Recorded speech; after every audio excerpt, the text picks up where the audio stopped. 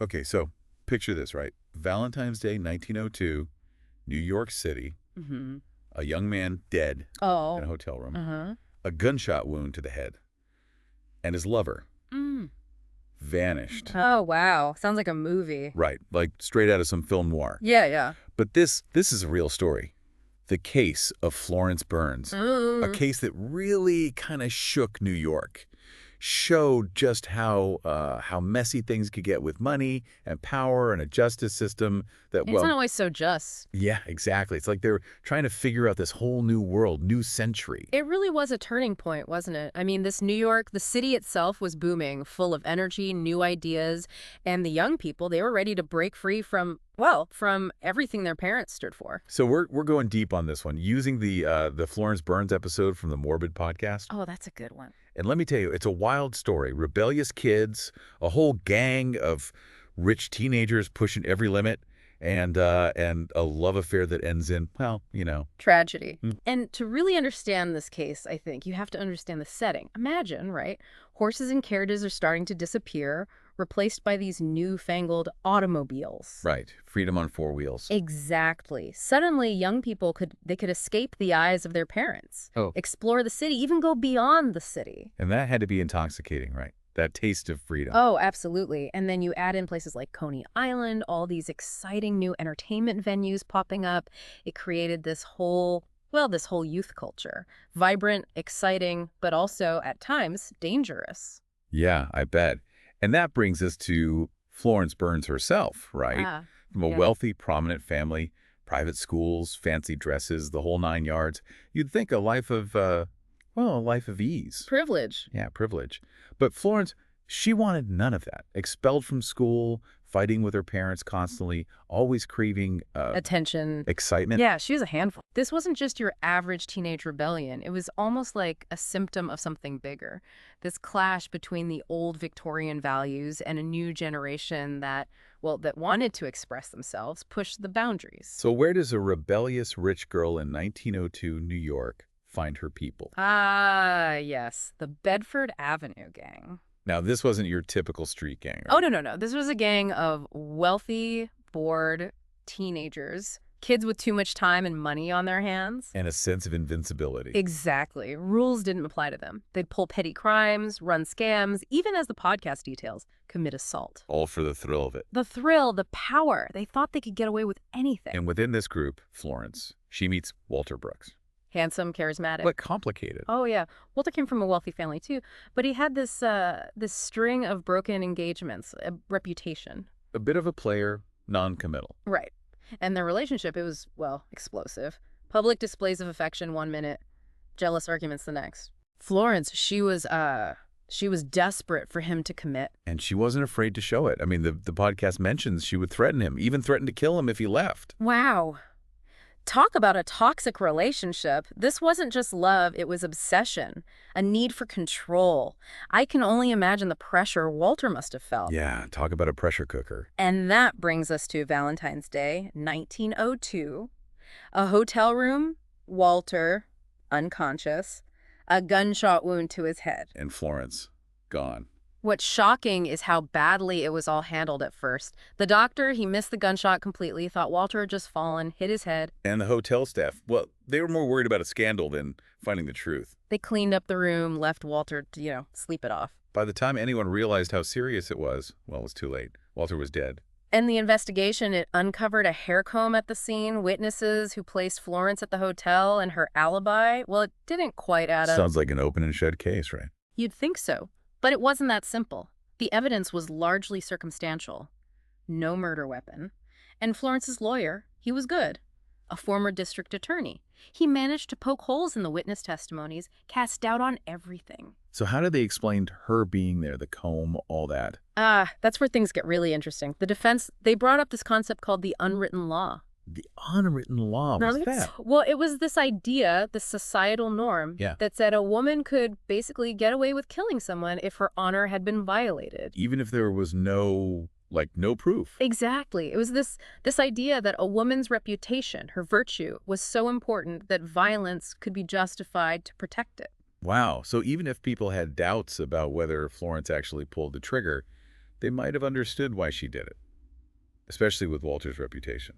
That's right. It's like the lines between victim and perpetrator, they became blurred. And we have to remember, Florence, she came from a powerful family. The idea of one of their own being convicted, especially for killing a man like Walter, well, it might have been unthinkable for some.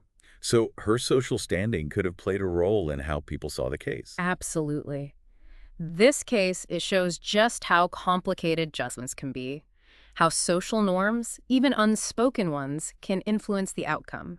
Florence might have avoided a guilty verdict, but she couldn't escape the whispers, the judgment of her community. Or her own conscience, maybe. Right. And that's just the beginning. The trial might be over, but Florence's story, it doesn't end there. It almost gets, well, even more complicated. Yeah, it's like her story. It takes this really dark turn after the trial, almost like she can't escape what happened. Yeah.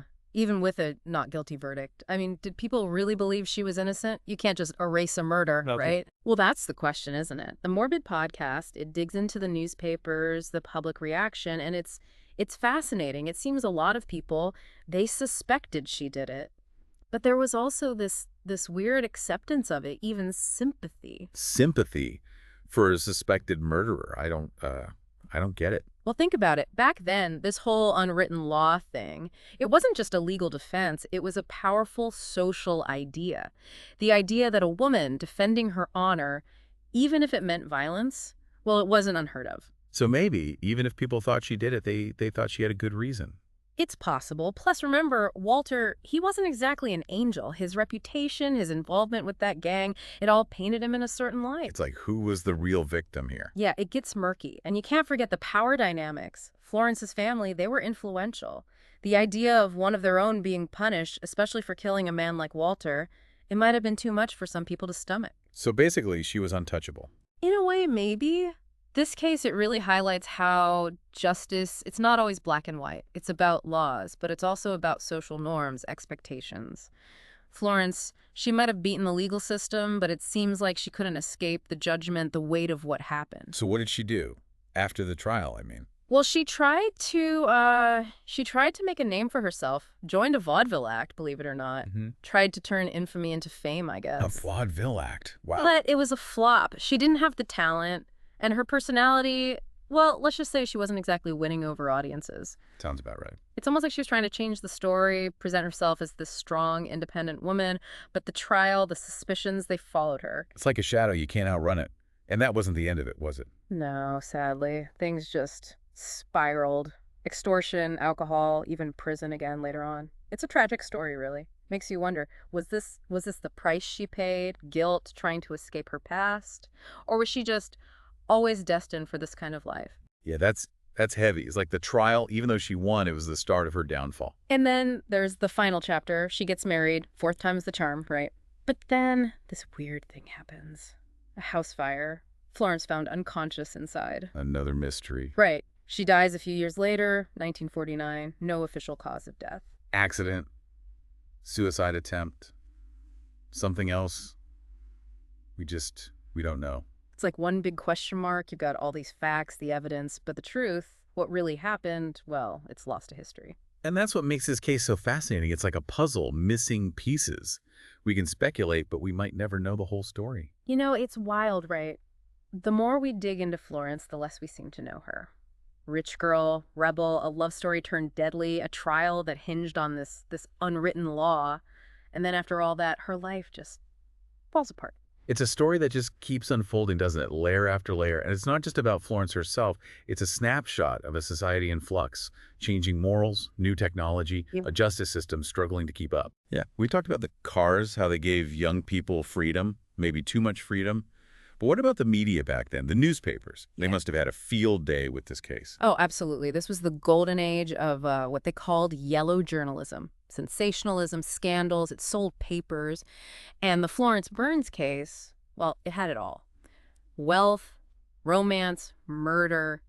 It was front page news for weeks. So it wasn't just a courtroom trial. It was like this whole public spectacle playing out in the headlines. Exactly. And that public opinion, it had power. Florence wasn't just facing a jury. She was facing the judgment of an entire city, a city that loved a good scandal, especially when it involved someone like her. Someone who broke the rules, defied expectations. Right. And this case, it really exposed the cracks in society back then, this push for progress, but also these deeply held beliefs about men and women, about social class. It's like they were caught between two worlds. Yeah, it's like this whole unwritten law thing. On the one hand, it's this outdated idea, right? Right. But on the other hand, it shows how deeply these social norms were rooted. It's a reminder that justice, it's not always about what's written in the law books. It's about power, perception, social context. And for Florence, even though she was acquitted, it seems like she paid a price, maybe even a heavier price than a guilty verdict. Yeah, it's like she was never truly free. Yeah. Always haunted by what happened, by the whispers, the doubts. And that's a theme we see a lot in true crime, isn't it? Justice. It's not always clean and simple. Sometimes the real consequences, they play out long after the trial is over. So what's the takeaway here? Why does this story, over 100 years old, still matter today? Well, for one, it's a reminder that privilege, it can be a double-edged sword. It can protect you, but it can also blind you. Yeah. And relationships, well, they can be incredibly powerful for good or for bad. Florence and Walter, their story, it's a cautionary tale. And justice, well, it's not always perfect. It's a human system, flawed, Yeah. influenced by all sorts of things we don't always see. And sometimes the most important questions, they don't have easy answers. The search for truth, it can be a lifelong journey. If you're interested in exploring this case further, I highly recommend checking out the Morbid podcast episode. It's a deep dive, full of details and insights you won't find anywhere else. And that wraps up our deep dive into the world of Florence Burns, a story of love, murder, and a search for justice in a city on the verge of transformation.